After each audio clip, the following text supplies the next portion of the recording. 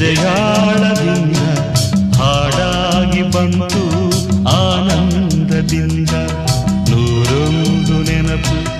ಎದೆಯಾಳದಿಂದ ಹಾಡಾಗಿ ಬಂತು